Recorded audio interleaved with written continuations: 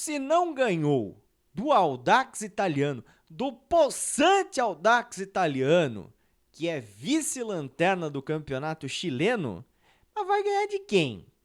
Me diz. É com essa pergunta que eu começo a análise, né? O pós-jogo de Santos e Audax Italiano, 0-0 na Vila Belmiro. Com esse resultado, o Santos fica na segunda posição do grupo E com 4 pontos, né? O líder é o Newell's Old Boys da Argentina, que ganhou as duas partidas. Bem, antes de iniciar, né, antes de destrinchar o que foi a partida, eu faço mais uma vez o convite. Inscreva-se aqui no meu canal, deixe o seu like, ative o sininho e, claro, né, comente aí, eu faço questão. Você deixa o seu comentário, eu faço questão de respondê-lo, porque é um prazer ter você aqui com a gente, é um prazer trocar ideia com você, falando de peixe. O momento não é bom, mas essa paixão nos une, essa paixão chamada Santos Futebol Clube. E vamos pro jogo, né? Vamos falar do jogo, esse empate em 0-0, né? O primeiro tempo, o Santos ainda criou algumas oportunidades, né? Me lembro de uma bola lançada da defesa ali pro Marcos Leonardo, a zaga do time do Audax falhou, ela sobrou ali pro Marcos Leonardo, ele bateu, o Arrumada espalmou. Uma outra situação ali criada pelo Soteldo, mas o time do Audax, olha, a gente vê que era um time limitado, né? Mas é um time aparentemente muito bem organizado. Um time que sempre que buscava o contra-ataque levava muito perigo, né? Me lembro, no segundo tempo teve uma oportunidade criada ali pelo Riveiros, logo no comecinho do segundo tempo, né? Com 10 minutos do segundo tempo. Os caras quase fizeram 1-0 no Santos na Vila Belmiro. Um time horroroso. Estamos falando do vice-lanterna do campeonato chileno. Um time que mandou o seu treinador embora no último fim de semana. Hoje quem sentou no banco de reservas, o José Calderon, era o coordenador das categorias de base do clube. E o Santos empatou com esse time em casa, sabe? Toda vez que o Ângelo pegava a bola, toda vez que o Soteldo pegava a bola, marcação dobrada em cima dos caras. Os caras não deixaram o Ângelo respirar em campo. Time muito organizado, limitado sim, é verdade, fraco, mas muito organizado. E organizado sem ter um treinador de fato, né? É isso que choca, porque do lado do Santos, o Odair Hellmann teve 2 períodos, 2 pré-temporadas, digamos assim, e o time terminou a partida como um catado em campo, na base da empurrância, né? Quando começou a partida, né, eu tinha alguma expectativa ali no quarteto Lucas Lima, Ângelo, Marcos Leonardo e Soteldo, ainda pedindo, né? Falei na transmissão do Diário do Peixe que eu participei, eu pedia ali também que o Dodi chegasse pisando na grande área, né? Fazendo box to box, né? Mais ou menos como o Pituca fazia naquele time de 2020. Mas não, né? Foi um negócio. O Dodi tava muito lá atrás, né? Tava entre os zagueiros ali fazendo saída de bola, né? Ele é um cara muito habilidoso. O Santos já tinha o Rodrigo Fernandes, ainda tinha o Dodi ajudando a saída de bola. Aí ficava um buraco no meio de campo, né? O Odair Hellmann ficava toda hora pedindo para os jogadores fazer marcação-pressão, mas uma marcação descoordenada. Só um subia, né? Parece que o time não treinou. Parece que é um time que não treina. Negócio pavoroso. Aí chegou o segundo tempo, ele tirou o Ângelo, colocou o Mendonça. O Mendonça, pasmem, hein? Na minha opinião, na opinião do Giovanni Martinelli, a gente estava ali na transmissão, o Mendonça foi o cara que virou ali digamos assim, esperança de alguma coisa acontecer, né? Ele entrou botando fogo no jogo. É muito pouco para um time como o Santos Futebol Clube, eu citei. Lucas Lima, aliás, até subiu de produção na segunda etapa depois de um primeiro tempo pavoroso também, né? Segundo tempo ele voltou a ser um pouco aquele Lucas Lima que dá combate, né? Que toma a bola, que inicia a jogada e tal, mas é ainda muito abaixo, né? O primeiro tempo dele foi péssimo. Muita gente na transmissão até comentando, pronto, montou em cima do contrato e o contrato do Lucas Lima não está renovado ainda.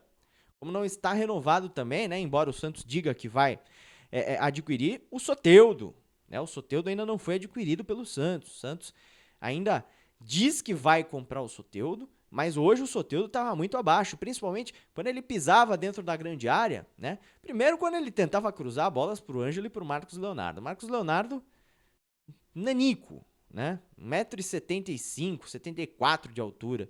O Ângelo mais alto, mas pelo alto é uma tragédia, né? Nada se aproveita. Você vai cruzar a bola para dois jogadores que não tem a menor intimidade com o jogo aéreo e toda a jogada ele insistia.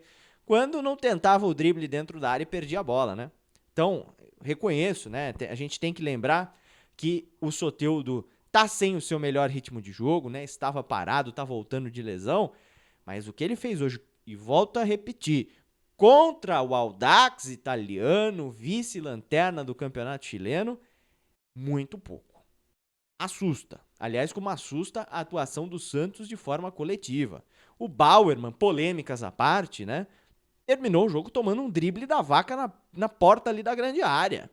Ainda bem que o jogador não tinha muito recurso, não fez coisa pior, né? Não levou tanto perigo assim ao gol do Santos.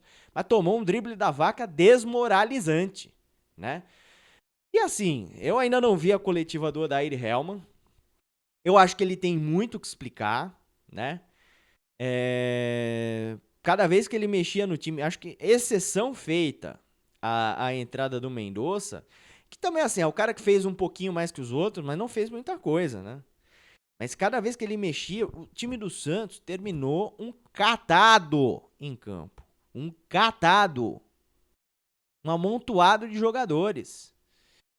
E não conseguiu a vitória, né? O torcedor que foi a Vila Belmiro, como o Neymar foi a Vila Belmiro, como o Falcão, não o Paulo Roberto, né? Mas o Falcão do futsal, campeão da Liga de Futsal 2011 com a camisa do Santos, a Liga Nacional de Futsal de 2011 com a camisa do Peixe, né?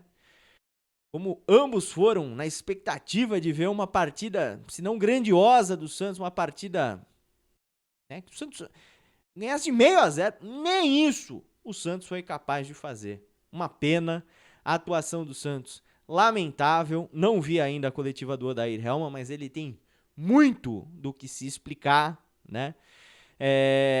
A gente apontava uma evolução em relação ali quando falava do jogo contra o Grêmio, mas um contexto totalmente diferente, né?